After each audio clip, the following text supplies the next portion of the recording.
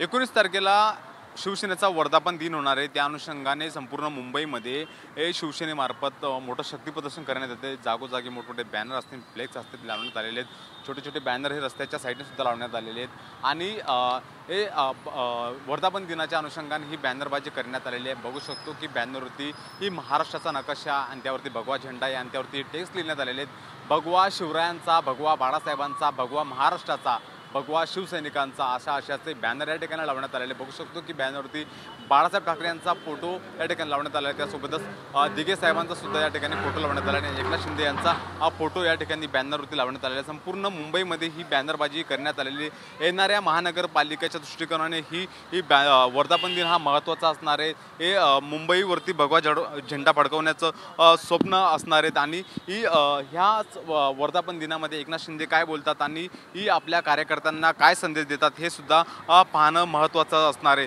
त्या अनुषंगानेच ही बॅनरबाजी ही करण्यात आल्याचे आपल्याला पाहायला मिळते। Camera person Mohan दुबेसह Mihira Dhakane, TV9 Marathi, Mumbai.